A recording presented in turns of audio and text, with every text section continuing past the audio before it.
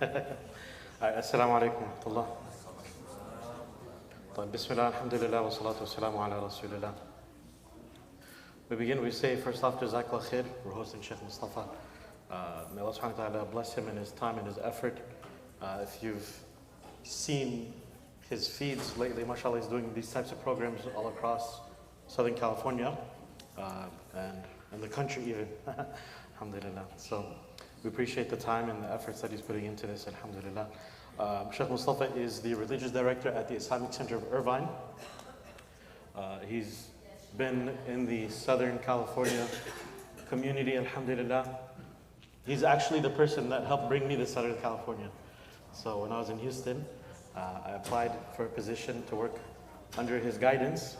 Alhamdulillah, the Masjid Umar Farouk, this Islamic Institute of Orange County in Anaheim. So for tonight, inshallah, like I mentioned, if you have any questions, the stream is live on Facebook and YouTube. You can post the questions there. It'll be back and forth conversation. This is obviously an event for youth and adults because it's an important topic to have. However, we want to make sure that the conversations in the musalla are one conversation at a time. So please limit any other conversations that are going on, inshallah. If you have any questions, like I said, you can post them on there. Or if you have my WhatsApp from the civic group, you can feel free to just send the messages to me directly, inshallah. So I'm going to open up the floor to Sheikh with an easy softball, but this is an important question because actually I'll just ask the question and let him go from there, inshallah. So Sheikh, what is Islam's position on, number one, homosexuality, and the second, what about transgenderism? Where does that fall? Bismillah ar-Rahman ar-Rahim. Alhamdulillah wa salatu wa salamu ala Rasulillah wa ba'd. So this is a great question, both great questions. So it's really important for us to first define what does this word homosexuality mean, because it has two potential meanings. One of the meanings could be that when somebody is attracted to a person of the same gender, and attraction refers to a feeling that you have. And in Islam, you're not responsible for the feelings that you have unless you act upon those feelings. The second meaning of homosexuality, which is usually the one that we're referring to, and most of society understands, is that you're actually engaging in the act of having a physical, romantic relationship with the person of the same gender. And when it comes to that, Islam forbids homosexuality clear-cut, meaning that it's in the category of being haram, it's in the category of like where zina, where adultery or fornication is, and it's actually one level above and beyond that, in the sense that not only is it something that is outside the bounds of marriage, but it's also outside the boundaries of what is considered to be, it's considered to be shameful, right? So it's a shameful type of behavior. It's an abnormal type of behavior when people are engaging in it. So on the one hand, you have people who have attractions, and maybe we're going to talk more about that later today, like why do some people even have this type of attraction and what can they do about it? But when we're talking about the action itself, in Islam, it is forbidden, clear-cut. It's mentioned in the story of Prophet Lut in many verses in the Quran. There's about 105 verses in the Quran about Prophet Lut. This is according to my count and doing search and all that stuff. So he's a very significant prophet. And Prophet Lut's mission, one of his core tenets of his mission was to go to his people and tell them to stop engaging in the practice of homosexuality that they were engaging in. So that's Islam's stance basically on homosexuality. On transgenderism, transgenderism means it's this idea of thinking that you can redefine what your gender is. So a guy says that he's a girl, or a girl says that she is now a guy. Why? Because if you think you're the opposite gender, then that automatically makes you the opposite gender. If you start dressing like the opposite gender and you think that you are, you become the opposite gender. If you start taking hormones, female estrogen hormones, and you're a man, then somehow that's going to turn you into a woman, or vice versa with testosterone. Or you get a surgery done, you cut certain parts of your body off, and somehow that's going to make you more like a man or like a woman. Islam forbids two things. Number one, Islam forbids cross-dressing. A man is supposed to dress like a man and a woman is supposed to dress like a woman, depending on the culture that they live in. So if a man starts, in American culture, starts wearing lipstick, men don't wear lipstick in American culture, in society. I know they're trying to change the culture, but that's not the norm. Men don't wear high heels, right? So if a man starts doing that, starts dressing the way that women dress, and it's known that this is how women dress, it's forbidden in Islam. It's so forbidden that the Messenger of Allah sallallahu alaihi wasallam, he said that Allah subhanahu wa ta'ala curses those type of people, and the Messenger of Allah cursed those people. So it's a very serious sin. And vice versa, if a woman starts dressing like a man. So cross-dressing is forbidden. The second thing that's forbidden is getting a surgery where you're mutilating your body. And you're not trying to restore it back to what it was because you had a car accident or a deformity or something like that. That's what we're going to talk about, intersex or hermaphrodites or something like that. But when we're talking about somebody who says, I think in my mind that I'm the opposite gender, and I'm going to start identifying with a different pronoun, I'm going to change my name, I'm going to get hormones, I'm going to cross-dress, or I'm going to get a surgery, those things are all forbidden. The thoughts themselves, whatever's going on in the mind, it's not forbidden. But if you act upon it, it's forbidden. It's like drinking alcohol. Someone may think in their mind, you know what, maybe I'm going to drink alcohol. Maybe I want to do it. And then you stop yourself and you don't do it. You're not sinful. So it's not the thought that Allah is going to hold you accountable for, but it's the practice and the action that Allah is going to hold you accountable for. That, in a nutshell, is the stance of Islam on homosexuality and transgenderism. Okay, exactly. So then the question follow-up is, obviously, sex is not allowed without marriage, right? What should someone who has homosexual tendencies do, because there's no halal way for them to get married? Good question. So somebody who has same gender attraction and they realize and accept that, hey, this is forbidden in Islam, I cannot do this, so what are my options? You have three options. Option number one is you fast a lot, because you're going to be controlling your desires, and everyone has desires, and you're going to be in the same category as many Muslim youth today. Many Muslim youth have desires, they're going to university, they're going to high school, they see everyone around them having illicit relationships, and their parents are like, you're not allowed to get married until you finish your, medical school and rotations and start earning a good salary. So you're like 10 years, 15 years, I just gotta suck it up and I can't have any relationship. No relationship, you can't go with anybody. So it's the same thing. What are they gonna do? They have to fast. They have to control their desires. They have to avert their gaze. You have to look away, when it comes to things, and just have that level of self-control until Allah opens a path for them. So even people who are heterosexual, they're going to have to wait till Allah opens a way for them, for marriage, right? Same thing. So what do you mean by open a path for them? I'm about to get there. So that's number one. Number two is that a lot of people don't know this, but there are treatments.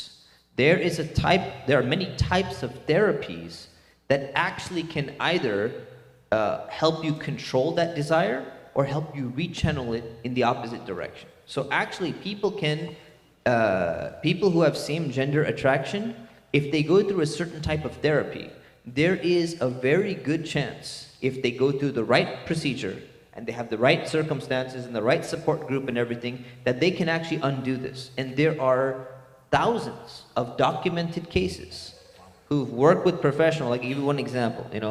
One example is a Catholic psychologist. His name was Dr. Joseph Nicolosi. And he started a process called, reparative therapy. He's passed away, and now his son, Joseph Nicolosi Jr., he's one of the people who does this, basically. So he's documented 1,000 cases, and he said over 1,000 cases of people, and he says 1/3 of those cases that he had, they were able to completely reverse their same-gender attraction. Another third of those cases were able to curb the desire significantly, and another third, it didn't work for them. Which means that it's not going to work for every single person. But there is, just like any therapy is not going to work. You have problems with your marriage, you go to a marriage counselor. How many times does it work?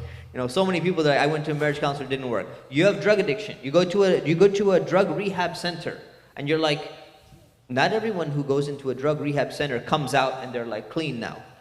They still come out and they relapse and they go back right into their habits. So pretty much the success rate for something like this is just about the same as anything else that therapists will treat. The problem is that it's mostly illegal. There's state laws that are banning even practicing something like this. So, that we can go into that in more detail, but that's the second thing that they can do. So one, they can fast, control their desires like other people. Number two, they can get proper therapy to find out why they're feeling this way. What happened? Oftentimes there's something that happened in their childhood. Oftentimes it's some type of trauma-related thing. Oftentimes it's some type of abuse that happened. Or it could be a certain type of, the way in which your father, conducted himself, or the way in which your mother behaved herself within the family, and it kind of like caused you some level of confusion about what, the role of a man and the role of a woman is. So there's a lot of research. Can you touch on that, actually? Yeah, sure. I think one of the best resources you can go to is it's a podcast called Away Beyond the Rainbow. And this is a very educational podcast. I did 4 episodes myself. There's a brother named Wahid Jensen, and he is someone who has himself same-sex attraction. And he realizes that, he's not going to act upon it. It's haram. So he made this podcast, and he goes through like 80 episodes, and he talks about, what does it feel like to have these feelings?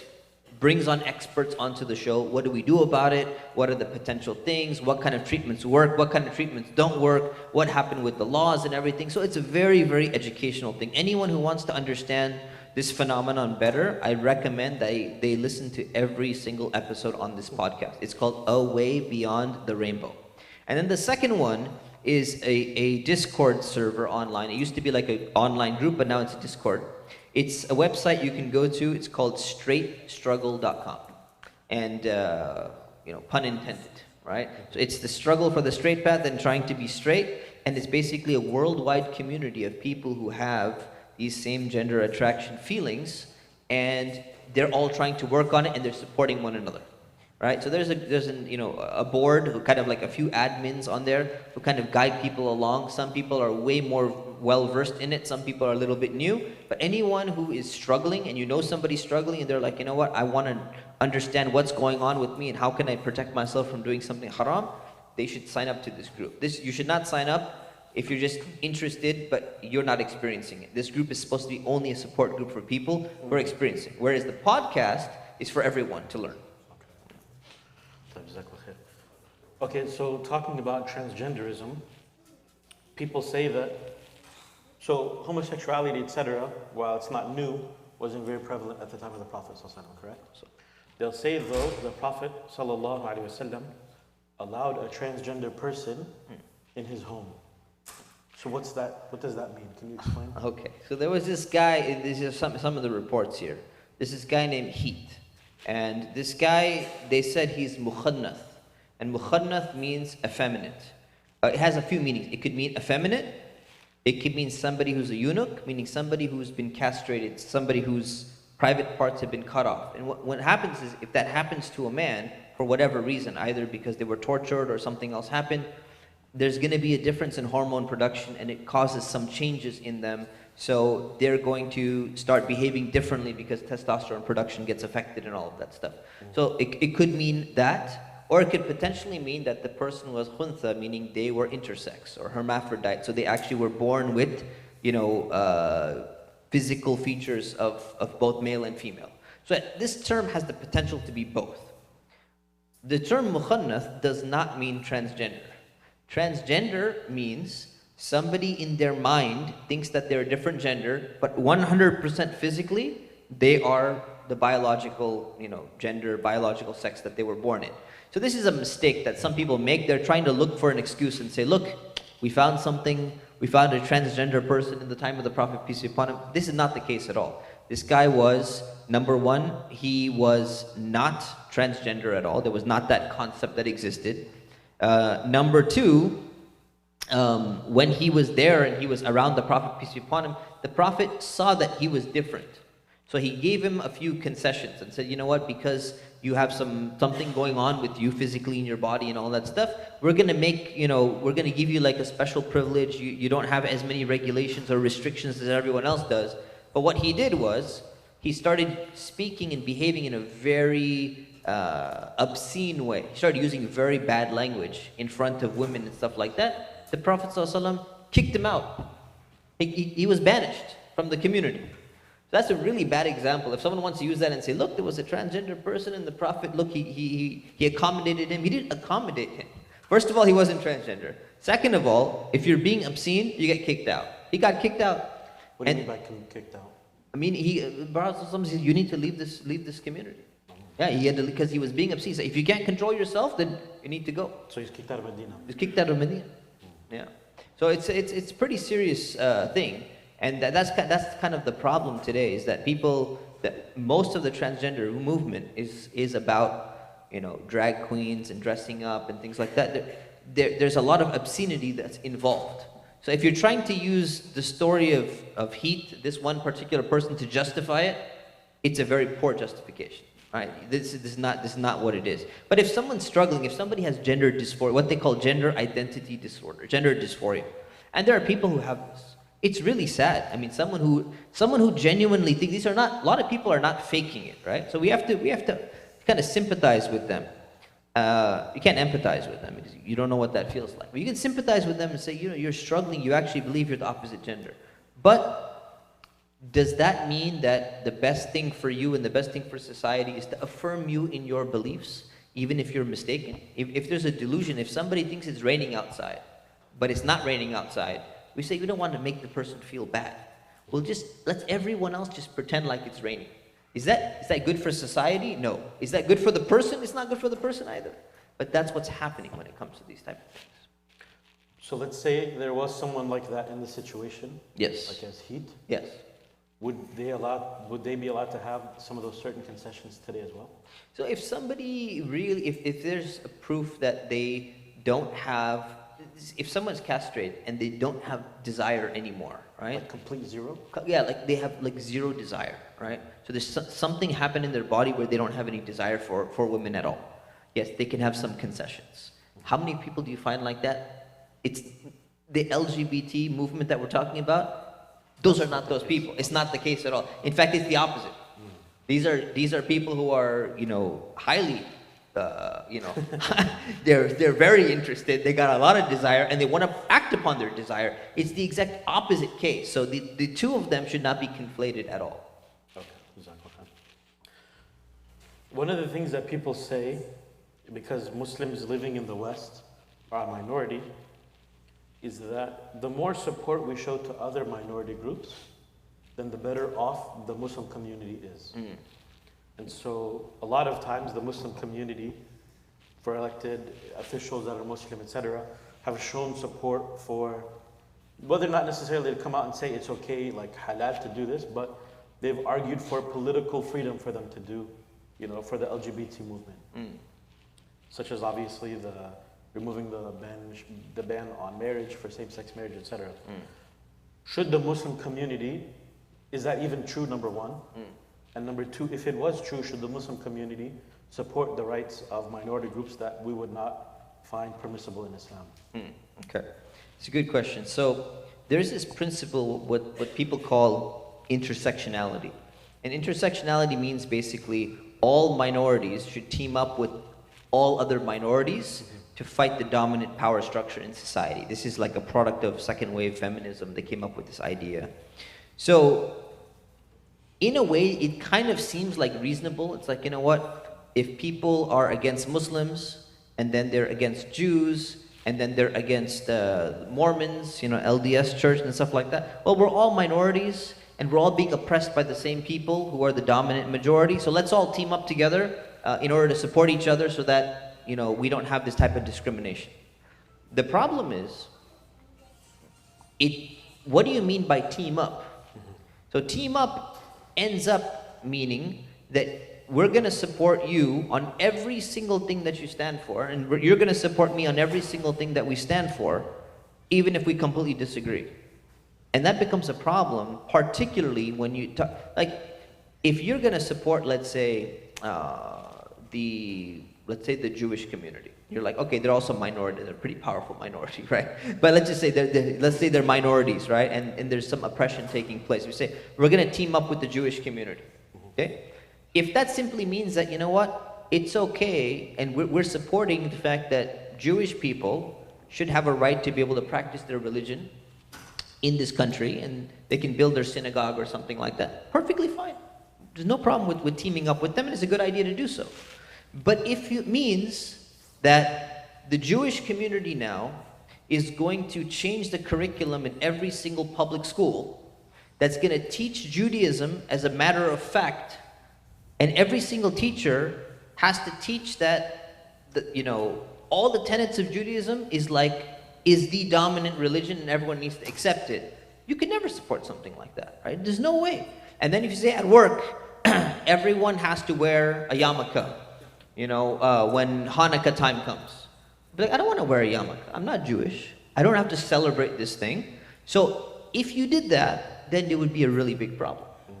So what happens is that what people don't realize is when it comes to the LGBT lobby, it's not simply about saying, oh, well, you know what, there's certain people in this, in America, and they're doing certain things that we don't approve of.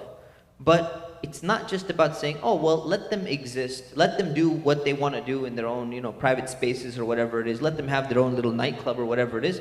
That was not an issue, per se. The issue now is, it says they're going to normalize this type of behavior within society, which is going to definitely affect society. And then they're going to bring it into the school curriculum. Then they're going to make sure that you wear the rainbow flag at work and stuff like that. And that's a horrible idea. So the answer is no. We should not be doing that because we can never support something that is intrinsically wrong. So I'll give you a simple example. There's a group called the Church of Satan, Satanists, right? They're a minority in this community. Are we going to say, you know what, we as Muslims, we're going to team up with the Church of Satan, the Church of Shaitan, basically, people who worship Shaitan. Because of intersectionality, we need political power, and we're going to team up with every other minority. There's another minority of people who are zoophiliacs, right? All right, these are people who marry animals. Okay, so somebody married their dog. There's people like this. They married their dog, they married their cat, having a relationship with their physical relationship with their dog or their cat, or horse or something like that. And you say, you know what, they're also a minority in this country. Let's support them in every single thing that they do and try to normalize this behavior so that they can also help us make sure that our masjid can have a minaret on it and we don't get Islamophobia. That's a ridiculous idea. And unfortunately, the Muslim community or the Muslim leadership, we need to admit our mistakes when we make a mistake, right? The Muslim leadership post 9/11 got so afraid, everyone got so scared, our visas are going to be revoked, we're going to get kicked out of the country, we're going to have to move somewhere else, that they're like, let's just team up with anyone who's willing to support us because there's so much, hatred of Islam in the media and everything. So people are like, let's team up just with anybody who's willing to talk to us, not thinking about the long-term consequences. And when we look at that in retrospect, that was a huge mistake, and now it's coming back to bite us. Okay. So we touched on the curriculums in the schools. What is, number one, what is going on? People have been saying things. There's curriculum passes in California specifically, compared to other states. And others, for instance, on the right, conservative side, are claiming that not only is this blasphemy in terms of family values, but these people are actual predators and groomers, etc.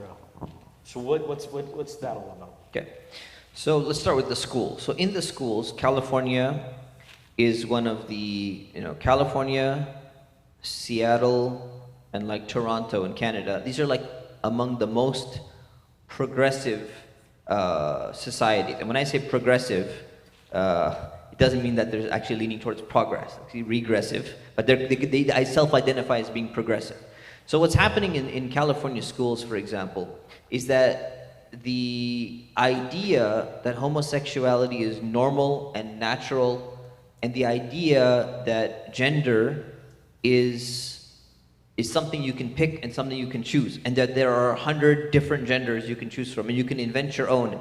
That idea is not only normalized, it is taught within part of the school curriculum.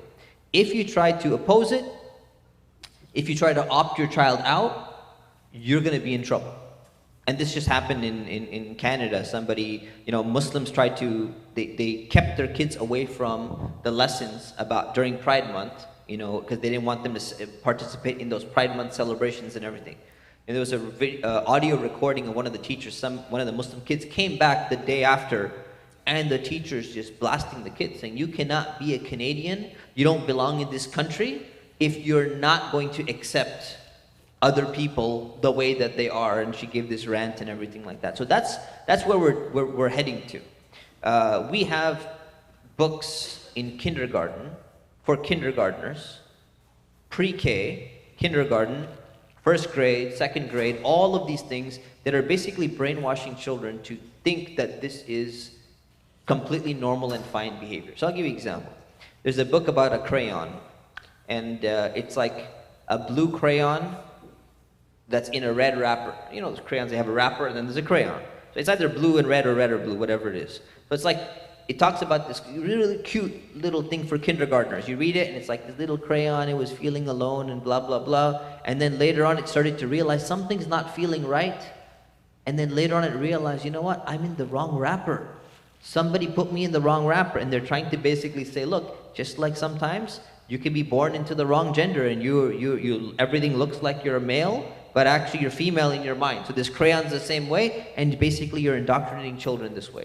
These are the books that are in the libraries of schools, in the public libraries, and not only are they just there, they're not just like sitting there in a shelf. These are being featured. These are being pushed to be read. Sometimes a drag queen, basically a man who dresses like, you know, with a bunch of makeup, exaggerated, dressing like a woman, sometimes with like demon horns and stuff like that, is going to go and read these books to children as a story time section in order to normalize that, hey, it's okay if somebody looks like this. Dressing like a demon, excessive makeup, and a guy dressing like a girl and just looking all, you know, just weird. So this is what's happening. Beyond that, the laws keep on changing. Every single year, every 6 months, the laws are changing, especially in California. So now what happens is, there was a time where if somebody who's, let's say, 16 years old, okay, is a 16-year-old allowed to get a tattoo? They're not. They cannot get. Can they drink alcohol? No. Okay, can they get a tattoo? No, they can't get a tattoo. Can they go and get some surgery done for whatever they want? They're like, you know, I want a nose job. And they have money somehow. Let's say they're a drug dealer, they got money, whatever, they made money in crypto. Okay? They're like, yeah, you know, I bought Bitcoin or whatever. I want a nose job done. Can they walk into a hospital and just get it done? No. Your parents need to approve. You're 16 years old. You're not at the level of being an adult according to American culture. So you can't do that. But then what happened was they said, but we're going to make an exception if somebody believes to be a different gender in their mind and they want to get a surgery and transition, they're allowed to start taking hormones. Even if one of their parents accept and the other parent says no. And this was the first issue that happened. This was several years back. So now it becomes a big problem within husband and wife. So or even a divorced couple. So one parent says, this is ridiculous. You think that you're a boy. You think you're a girl in your mind, but something's not right in your mind. You need some therapy. But let's say the mom is like, no, I support your right to do whatever you want. You get to choose whatever gender you want. The father can't do anything. Kid's allowed to go and get the surgery. Wow.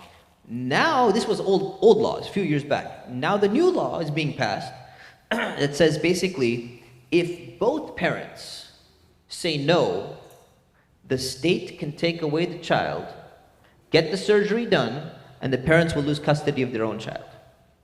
Surgery like gender reassignment surgery. Wow. Yes. And this is so far at like age 16. Now there's a new bill coming out. They're actually putting it at age 12. So if you're at age 12 and you think you're a different gender, you can go ahead and get these hormones done and everything like that. If the parents go and ask the school, say, hey, is my son, identifying as a different gender or something like that, the teachers are supposed to lie to the parents and not tell them. It's part of law. They're not only allowed to, they're encouraged to not tell the parents because they don't know what the parents might do. So therefore, in order to protect the child, we're not going to tell parents what's happening. And if parents find out what's happening, and they object and say, hey, you are not allowed to take these hormones and get this done, then guess what? The state is going to intervene, and they're going to say this is type of child abuse for not allowing them, so the state will take the children away and reassign them to another family that is supporting of what they're doing. And this is happening now. It's happening right now. It's being voted on right now. And you got Chalk Children's Hospital, you got all the hospitals lining up to team up with the public schools, because you know how much money there is? How much money there is in these surgeries? It's $1 billion industry. There's a lot of money to be had. So money is part of it, ideology is part of it, intellectual confusion is part of it. This is what's happening. It's very, very scary and it's very dangerous. Okay. And what about the groomers?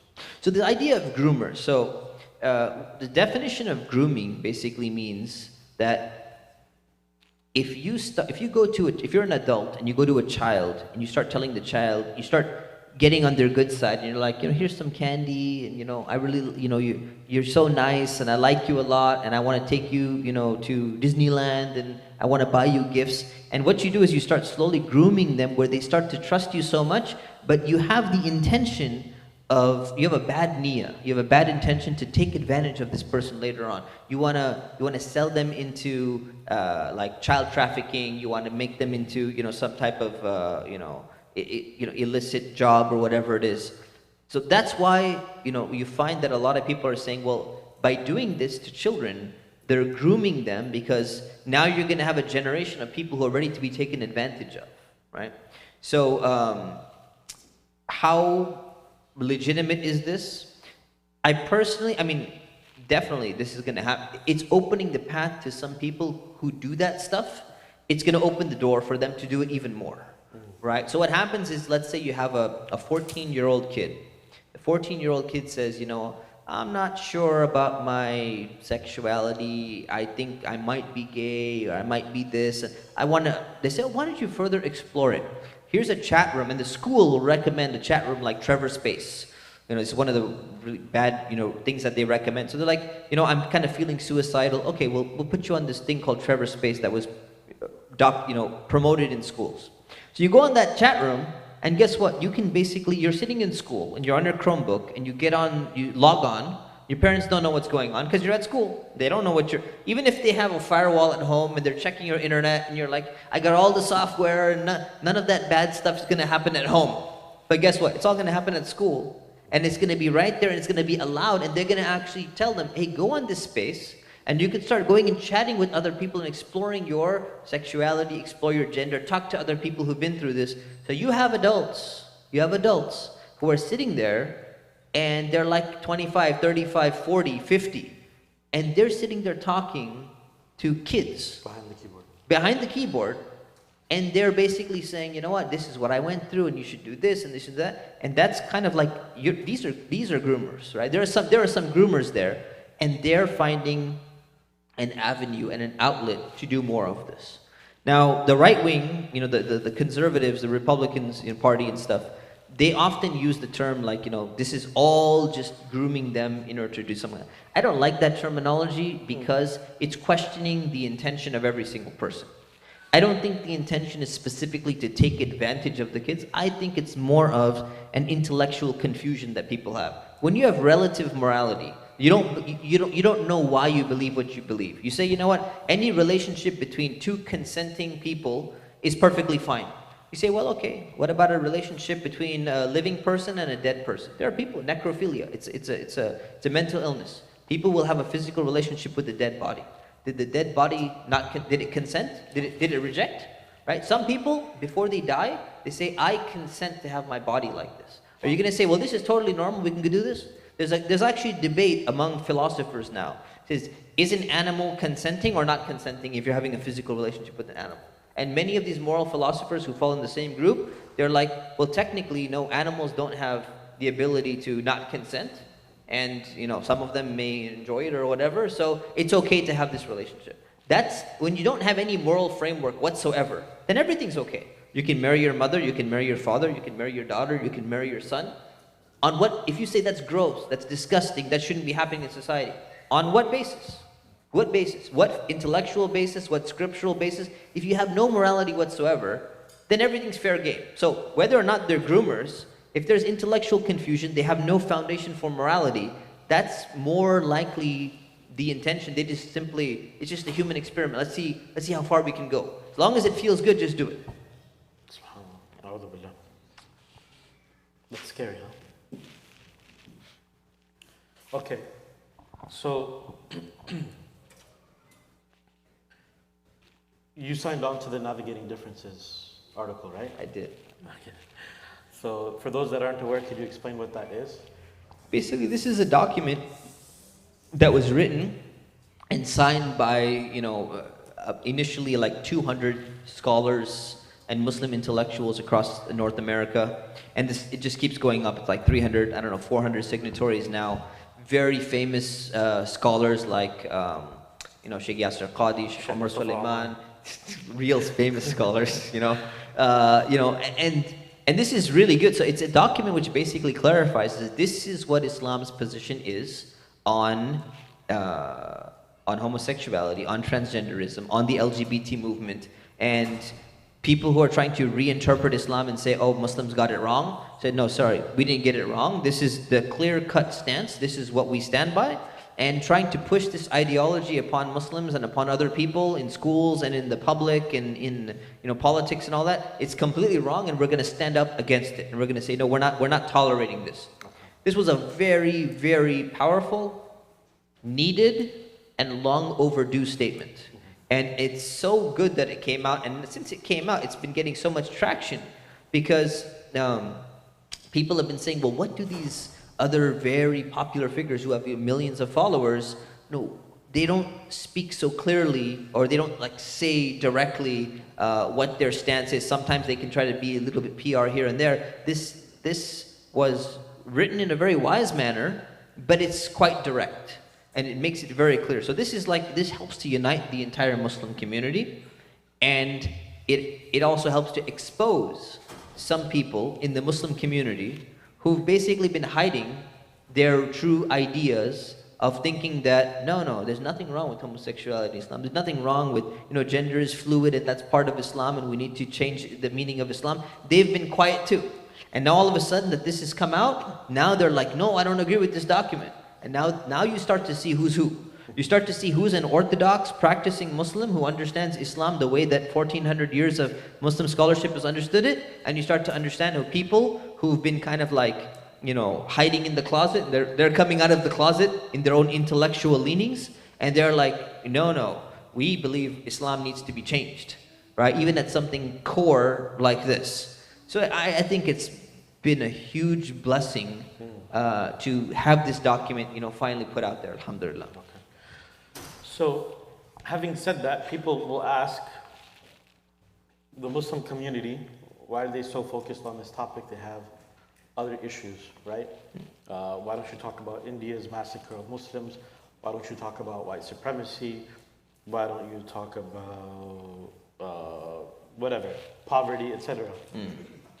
Why is the Muslim community addressing this conversation? Why was that article written? Why are there events like this? Why do you give khutbahs about the topic, etc.? Okay. So how do you respond to that? What about? This is called whataboutism, basically. It's like every time you're talking about something, somebody wants to, rather than addressing the issue directly, they're going to try and derail you, and they'd be like, someone's like, hey, we need to, not talking about this carpet, let's say the carpet in the masjid is really dirty. We're like, hey, we need to clean the carpet.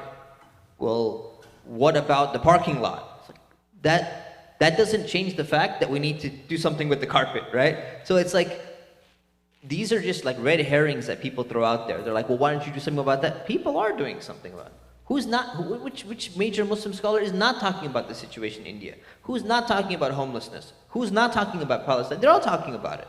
But what happens is that when issues hit you directly, when they're right there in your backyard, in your home, in your family, you tend to put more effort into it. The more pressure that's on you, you also tend to put more effort into it. So the thing is, right now, with every Pride Month, there's so much pressure on American society, on the Muslim community, to conform, to change our religion, they try to brainwash our kids into thinking that we need to change Islam and to become more accepting of all types of behaviors and things like that. That's why we're addressing this, because it's right in front of us wherever you go. You go to Target and they have the entire clothing line of like rainbow colors all over the place, which interestingly enough was designed by a Satanist, right? Which is pathetic. But this is what you see wherever you go. You go to work, you're supposed to have a rainbow flag on your desk. You're supposed to have a rainbow pin on your thing. If you go to a sports stadium, the Dodgers and Angels Stadium incident that just happened, the Dodgers, they invited I wrote a co-authored an op-ed piece in the Orange County Register a few days ago, talking about this incident. In the Dodger Stadium, they invited a group called like the Sisters of, I forgot what it's called. What is it called? Sisters of Indulgence or something like that. It's basically a drag queen group that men dressing like women and basically making fun of Christianity in the Catholic Church in the most provocative of ways. So basically, imagine somebody, Catholics are known to go into the stand and say, "Forgive me, Father, I've sinned," and they talk about their sins, making Toba, basically. So they go and they have these competitions where they make Toba into a joke and they talk about the most illicit, dirty, nasty things that they've done, and they have a competition of who can make the most disgusting type of Toba publicly. And they brought this to the Dodger Stadium. The Dodgers are like, "Look, our fans are not going to like this." So they canceled them. So much political pressure on them that they reinstated them, apologized to them, gave them a platform and a venue, and they're like, "We welcome you." And now one of the city, I think city of Anaheim, is giving them an award for like being an amazing contribution to society. What the heck is this? It's right in our face. It's being shoved down our throat. That's why Muslims are talking about it. So we need to talk about it. We're going to talk about everything else too, but it's natural that we're going to talk about something that's literally like, it's like basically someone's putting a gun to your head, and you're like, "You don't want me to talk about the gun?" It's like, I'm asking you, please lower the gun. Like, this is not healthy. Please put it down. Why don't you talk about the Muslims in India? It's like, I do, but there's a gun in my face right now, and on my son's face, my daughter's face. They're pointing a gun at my daughter, and you want me to be like, "No, why don't you talk about homelessness?" Like, I will, but not at the level of this urgency right now that's happening.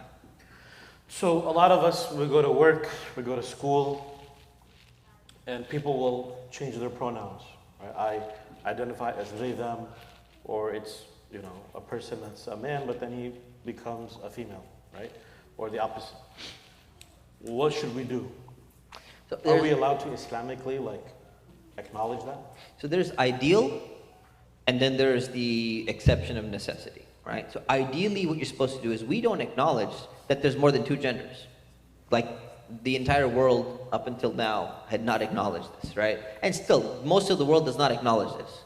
But America is putting pressure on all societies, on Japan, and they tried to do it in the World Cup, on Qatar. Alhamdulillah, Qatar stood up and they're like, "Get your flags out of our stadium." Alhamdulillah, may Allah protect them. They did a fantastic job. So there's a lot of pressure, but we don't accept that there's more than two genders.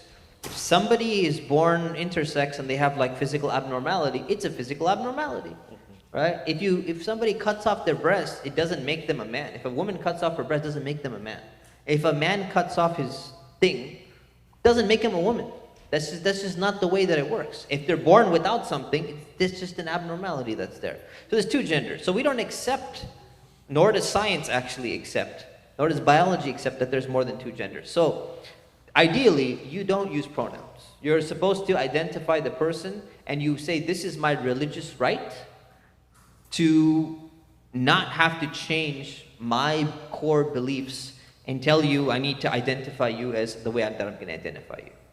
Unfortunately, this can cause a lot of problems, and they're trying to make it illegal. And if you're a school teacher, you'll be fired if Mary in your class, let's say she's a third grader, if she changes her name to John the next day, you need to start calling her John. And if she says, "I identify with the third person plural pronoun," you have to use the word them every time you refer to me. You cannot say he, she, you must say them. Or there's actually Z, there's tree, so many pronouns. You can do whatever. You say, okay, her pronoun now is Z. I have to use the word Z to refer to what formerly was a her, but now identified as John, but doesn't want a male pronoun because identifying as non-binary. You can and probably will get fired from your position, especially if you're in California. That's how bad it is right now. So the ideal is to say, "Hey, I have a religious right to do this," and then you're gonna have to have, the lawsuits are already taking place right now. Some teachers have won, some teachers have lost throughout the country. So ideally, a Muslim should say, "No, I don't accept this. Sorry, you are physically, biologically, in every single chromosome in your DNA, you are XXXY chromosome. I'm gonna identify you that way." Now, if that becomes such a difficult burden, you can't risk this for your family and stuff like that, The second option is to avoid using a pronoun at all and just keep on referring to them as their name. So But what if they change their name? even if they change their name, so that if you can get away with Mary, you go with Mary. If they say, no, I am John now, okay, at least, let's say John could somehow, maybe in the future, be like, I don't know, gender neutral. You go with the second worst case scenario, right? So you say, okay, John said this, and John did that, and John is going to be in this group now, and John. So you avoid pronouns whatsoever. So at least you're trying to not accept these other pronouns. If you're put in a position where, look, there's no other option, there's no other way out of this, and you're like, okay, I have to do something, then as an exception to the rule, you can do this while detesting it in your heart. When you're not in front of that person, you refer to them by their biological gender, because what's going to happen is if you keep on accepting this outside of your circle, and when they're not there or whatever it is, then you're going to normalize the entire behavior in your community, and now it's going to have an effect on everyone else around you. So you utilize it to the extent, it's almost like riba, it's like putting your money in a bank. Technically the bank is going to loan your money out, but you need to keep your money safe at some place. You're not trying to engage in riba, but you need, so there's some allowances here. Always try to do what's the ideal, what's the best, and if you can't, Allah knows your situation, you do something as an exception to the rule while knowing that this is not the ideal, what we should be doing. But like in a masjid, there should be no pronoun introductions, right? In a Muslim student association, there should be no pronoun introductions. And sadly, there are some. What if a person is non-Muslim and we're trying to give them da'wah, for instance? Doesn't matter. You explain to them. Say, this is what's happening. This is what Islam says on the thing. You don't have to always emphasize that as the first point, right? But if they're like, well, why aren't you using my pronouns? Say, Islam has a conception of gender, a conception of biology, which, we'll talk about. I know you don't agree with it, but we'll talk about that. Let's focus on belief in God. Let's focus on belief in the prophets. Let's focus on the Quran first, and then we'll eventually get to that. And they say, no, I will never accept it unless you're willing to accept this. It's not about me. It's about Allah. Allah, this is what Islam is, right? If you want to think about that, that's fine. If you don't want to think about it, it's completely off for you, then, there's nothing I can do about that. We can't change the religion of Islam because you don't like one aspect of it, right? If you like to drink alcohol, and you're like, I'm coming into Islam only if I'm allowed to drink alcohol. Well, I can't tell you that. I can tell you, focus on believing in Allah, His Messenger, focus on prayer, make dua, and eventually maybe you'll change your mind on alcohol. It doesn't have to be the number one thing you need to start with. Say the same thing. Okay. Remember, if you have any questions, you can go to our YouTube or Facebook stream, and you can put the comments there and the questions there. We're only going to take questions from the streams, so post the questions there, and then I'll ask him the question, inshallah. طيب. Salman has a phone, you can borrow his and throw it on there, inshallah. Questions from the internet. With all that's going on, if someone has the ability, for the sake of their family, to move overseas, for instance, or to back home, quote unquote, is that something that they should do? I mean, there's pros and cons with hijrah, right? With migration. So, you may go to a place where you're not able to practice, your religion. Like there are some countries where, I don't want to pinpoint countries, but there are some Muslim majority countries where if you go for Fajr in the morning, you'll have the Secret Service following you. Like literally, you'll have the Secret Service following you because you go pray Fajr. Alhamdulillah, we don't have that here. But then when you go to school, you're not going to have to deal with these rainbow flags and all that. Here, you're going to have to deal with that. So you have to decide, you know what? You're not going to get 100% like ideal Islamic living conditions anywhere. Anywhere. You have to figure out, okay, well, what is the greatest threat for me? Which one is going to help me and my family to be a better Muslim? And then there's alternative options. There's Islamic private school. There's homeschooling options. They're trying to take some of those things away, but right now these are still viable options that a lot of people are dealing with. And the last thing to keep in mind is that whatever starts in America, it's going to spread throughout the world. So you move to another country and you're like, well, I'm safe here. Well, if it keeps on happening the way that's happening here, it's going to probably end up in your country in 5 years or 10 years, whether you like it or not. There are very few societies that are going to be able to resist. So at some level, maybe not at the same extreme level, but it's going to be there. There's going to be challenges wherever you go, and it's not a one-size-fits-all. You know, some families probably should migrate to another place. You know, especially if they're got a lot of issues, maybe with their kids or something like that. They started off on the wrong foot. Maybe it's better to move for them. Some families, it might be better for them to remain here. Kind of try to get be in alternative spaces, Muslim spaces and things like that, and also put up the fight. You know, this fight is not only for, let's say you fight in California. What happens in California is going to spread across the country. So whatever happens here, if we're fighting this here in California, it's going to have a ripple effect across the country. And whatever happens in this country is going to ripple effect across the entire world. You know, so this type of jihad, actually, if you think about it. So it just depends, you know, are you able to withstand it? Are you able to take the right precautions? And of course, everything's in the hands of Allah. And if you're like, no, I can't do it and it's too hard for me and everything, maybe it is better temporarily to go somewhere else. Okay. How do you talk to your children about this topic? Do you suggest what age, etc.? Yeah, so I suggest speaking to them at the age that they're likely going to be exposed to it. Okay, and what age is that? It depends. So if you're a homeschooling family who does not watch any mainstream TV at all, and you barely interact with other people who go to like public schools or something like that, then maybe you can wait till like age 7 or 8. You know, probably not beyond that. There's a friend of mine. He homeschools his children, doesn't let them watch anything mainstream.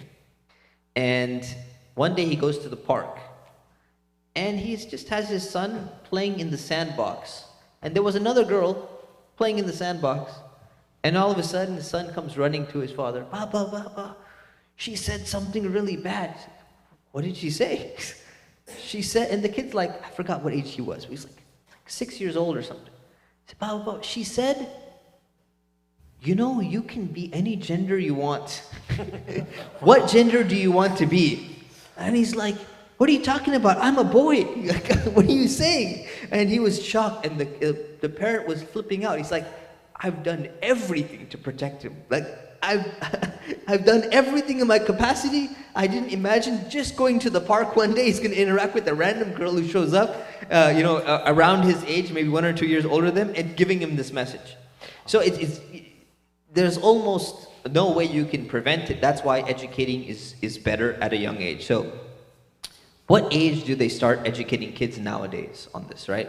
So a lot of kids, they're sitting there, they're watching Disney, they're watching Arthur, you know, shows like that, the cartoons and stuff. They have all these gay and, you know, trans characters coming now. So if you have a 3-year-old that's watching this or a 4-year-old that's watching this, they're being exposed to it. So you should teach them before they get exposed to it. So if you're letting them watch these shows at like age 3.5, then you should be teaching them at age 3. I know it sounds like ridiculously young, but if that's what they're going to be exposed to, you need to expose them first. You need to be the one who sets the foundation for them, because this is what I tell people. If you set the foundation for your kids, then on everything, on same-sex attraction, homosexuality, and on gender, and there's 2 genders and other people are doing this and this, Islam doesn't allow this for whatever reason, then somebody else comes and then tries to convince your child, you know what, this is not bad, this is okay. You've already set the foundation. So whatever they whisper to your kids, it's going to be like placed into that giant picture that you set for them. But if they have no idea what's going on, somebody comes and whispers to them first, they've just set a foundation. And now you react and you're like, you know what, no, this is haram, Allah doesn't like this behavior. Your statement is put into that foundation that they've already set. And you've missed your opportunity. So I know people are like, you know, why are you saying this? Why are you telling them to start at such a young age and this is going to like, you know, pervert their mind or something like that? This is the likelihood of them being exposed to something is extremely high.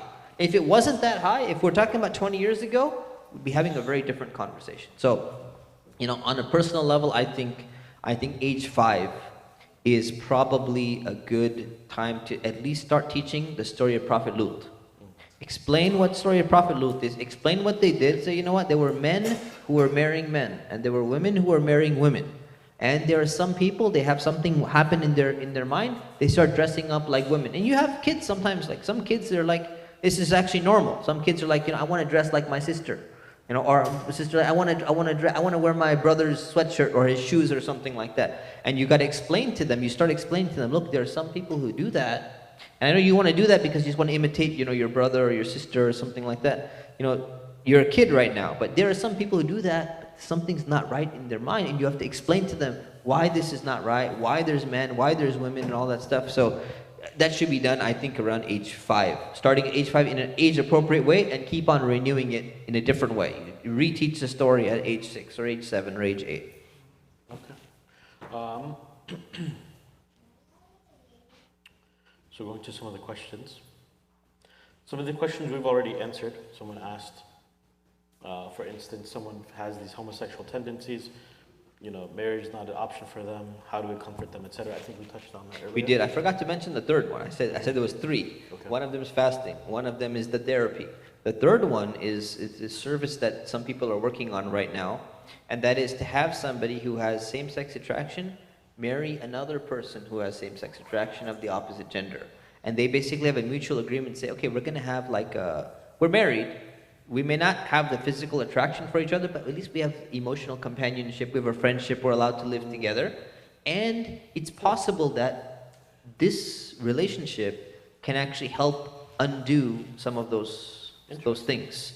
So basically, it's this thing that we've been working on for a while now, conceptually at least, is that part of the marriage agreement would be if either one of the spouses says, you know what, I think I'm ready now to have this, and the other one says no, then there's like kind of an unwritten agreement that we will divorce. Okay. And we'll part ways. Mm-hmm. And this could be a good potential way of them finding some level of companionship and testing some things out, and maybe this will actually help with the therapy process. Interesting. Okay. We might have touched on this earlier. Someone's asking what's the difference between sex and gender, Islam's position. So Islamically, there's really not a difference, right? Today, what people say is biological sex means the physical way that you are, and gender is what you think you are in your mind. That's what they teach people. Technically, there's no difference between your biological sex is your gender, what you think. If you don't think that, then something's not right. The two are supposed to align. Now, if you want to talk about gender in terms of, there's gender roles within society. In some society, women take out the trash. In some societies, men are supposed to take out the trash. Some societies, women are on the farm and they're carrying their baby on their back and they're plowing the field. And other ones are the guy's supposed to be out there plowing the field and the woman's going to take care of the baby. This is gender expression. This doesn't necessarily change the difference between gender and sex. So technically, there's not really a difference in Islam between sex and gender. They're synonymous, the way that they've always been synonymous for most people. I know we have Isha. Iqamah is at 9:35. We'll make adhan. It's supposed to be 2 minutes ago, but we'll delay just for a couple more rapid-fire style questions. And then we'll have adhan at 9:30, inshallah. So a couple more questions. Maybe we do rapid-fire style. Is that fine, Sheikh? Mm-hmm. So anyone from the audience has to go through the online. That's what we said earlier on. They can send me a message personally or Facebook and YouTube. And people have been doing that, alhamdulillah. So, and then of course, Sheikh, after, he has a lot of free time. I'm sure you can just come to him after the salah and come ask him. He also, by the way, a free plug for the Sheikh, he has a WhatsApp group, Ask Sheikh Mustafa, Ask the Scholar. You can, if you need, you can ask him these questions on there as well. So if we don't get to your question tonight, he's available, mashallah. It's a really great service, and I applaud him for doing that, alhamdulillah. Okay, rapid fire, Sheikh. Muslim gay mosques. Can we go pray them? Are they Muslim? What's up? Don't pray in them. Don't support them. Whether they are still Muslim or not is debatable. If somebody says that homosexuality is lawful and everyone misunderstood the story of Prophet Lut, they're kind of their iman is questionable because it's almost like denying something that is ma'lum min ad-din bid-darura, meaning like it's something that is so well known in the religion that you're almost rejecting a tenet. It's not clear cut, but it's kind of like it's very, very concerning. Their faith is almost in question, like a gray area. طيب. Someone says that these two genders is being imported by a colonial construct, imported by the Europeans, and it wasn't something that was known before. So does that mean that we have to stick to the European two-gender status quo? Is that true? Yeah, I don't agree with that. I know where this is coming from. But no, this idea of, this being imported and it's a colonial thing, yes, there's some influence of European intellectual history and, classical Christianity there. But to say that there weren't two genders in Islam and this all happened after Europeans colonized Muslim lands and they had no conception of two genders. Sorry, go read history. Go read Islamic history. Go read any book of fiqh. Go read any book on Islamic law or on any other Islamic subject. Yes, of course, there was a conception of two genders. So whoever says that, I really don't think you know your history very well. Okay. Any organizations that we should support that are pushing back against this movement? What if they're Republican, right? Okay. So we should be very cautious on supporting organizations that are pushing back because we got two extremes in our country, right? We got the extreme right wing and we got the extreme left wing. And the extreme left wing is the one that's really pushing LGBT ideology upon everyone else. The extreme right wing is fighting back, but sometimes the way that they fight back, the techniques in which they fight, and the other issues that they kind of drag along with the agenda are actually extreme and we don't agree with them.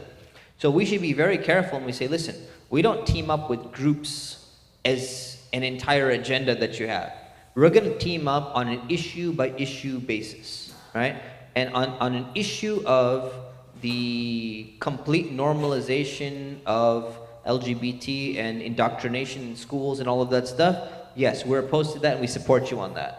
On every other thing maybe that you're pushing, whether it comes to like, 1 day pregnancy, abortions, or murder or something like that, we're not going to stand exactly on the same page on that. We're not going to stand on the same page on some other things or methods that they have. So we should be very cautious with which teams and which groups we team up with. So yeah, that's just my caveat. Okay, exactly. If someone comes out to us as a Muslim and says, hey, I'm gay, Yeah. They confide in you. Yeah. Is it okay for you to refer to them as a gay Muslim? So when someone opens up to you and says, listen, I'm attracted to guys or I'm attracted to girls or something like that, you should be very clear and you should ask them, are you saying that you have this feeling and you're looking for some help or you're listening to somebody to hear you out and you don't want to do anything haram, you're not trying to change Islam? Are you saying that? Or are you saying, I don't care what you guys say about Islam. I'm going to reinterpret Islam. I don't care what the Quran says. I don't care what anyone else says. I'm going to act upon this and I'm letting you know that this is my new identity. You need to let them define who they are and you need to ask them, are you in this camp or in this camp? If you're in this camp, you should be extremely sympathetic. Say, I'm here to listen to you. I'm here to help you. I'm not going to shame you. Let me know whatever I can do to help you. If they're in this camp and say, you know what, I cannot support you in what you're doing because you're planning on doing something haram. So I cannot support you in that. I cannot be like, you know what, this is perfectly okay or whatever it is. The first thing is to basically figure out where they are and which group they're in, and then ask them, what are you looking from me? You want me to redefine my religion if you're in the second camp? Can't do that. In the first camp, I'm here to help you in whatever way. That's what we should do. Okay, jazakallah khair. We talked about Muslims going to public school. We addressed that, right? If we don't agree with transgenderism, that we're considered a bigot or a racist. How do we reconcile this? Should we just accept it? No. So the thing is, it's not bigotry, it's not homophobia, it's not transphobia to say that homosexuality is not a healthy practice, or to say that we think that it's a sinful behavior, it's something that Allah doesn't want us to engage in, or we say that, you know what, someone who has gender dysphoria, it's actually bad for them to transition. There's a lot of evidence for that too, and it's just unhealthy for society in general. To say that doesn't mean that you're a transphobe, or somebody's going to come into your coffee shop. Let's say you have a coffee shop. Someone comes in and says, you know what, well, I identify as gay. You know, if you're not going to sell them a cup of coffee or something, you can, fine, let them eat a shawarma. You know, if you're selling shawarma or something, let them buy whatever they want, right? So you don't have to accept that person's ideology in order for you to not be called a transphobe. If a Christian comes in and they believe in the Trinity, they believe that Jesus is God and they're praying to him, right? Part of the Trinity, right? Are you a Christian phobe if you say, I don't agree with that, I think this is wrong, but I'm still going to just interact with you in a normal way, as long as you're not pushing that on me or my kids are trying to brainwash them, whatever, fine. So I don't agree with that. I think that is just a scare tactic. It's a bullying tactic to play the victim and then go and blame everyone else and say you're the oppressor when you are the one who's pushing this ideology on everyone else. You know, it's almost like you know, a powerful country. It's like Israel going to the Palestinians and saying, you know what, you guys are the oppressors and you guys are the terrorists. And you're like, but you're the one with the Apache helicopters and the jets and the tanks and everything, and these guys got rocks. You know, maybe a few rockets, but that's it. They don't got really much. So that's kind of what's happening over here. طيب, last question.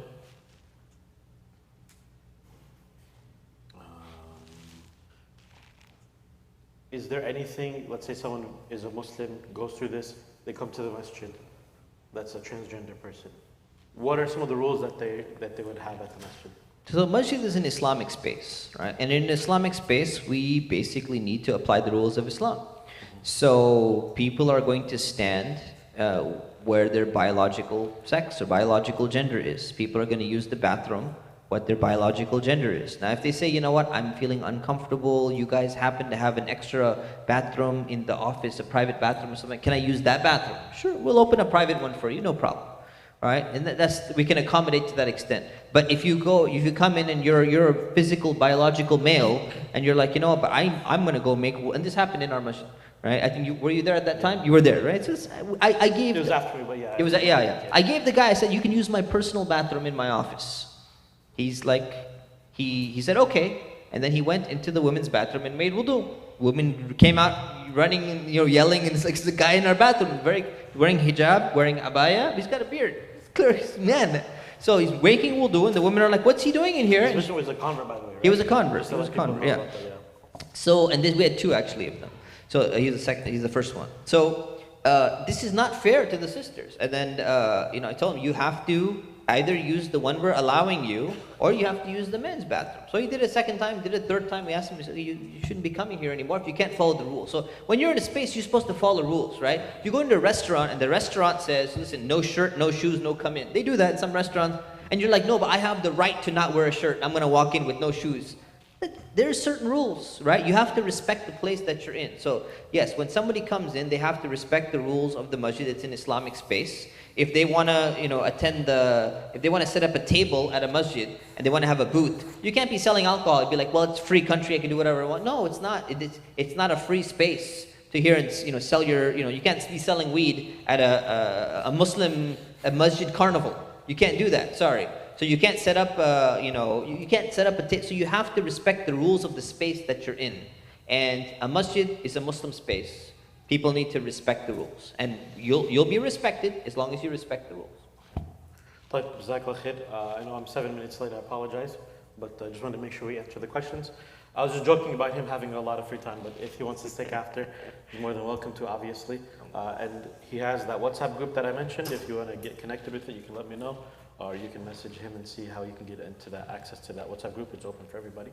So I just want to say Jazakallah khair, Sheikh, for taking the time out today. I hope that helped bring some light to some of the issues that we're all going through on a personal, family, societal level. And may Allah subhanahu wa ta'ala accept from everybody. Jazakallah khair. We'll go and make adhan, inshallah, and then we'll have iqamah right after. So please, everyone, make sure you have wudu and make sure everyone comes inside to the main musalla. Jazakallah khair.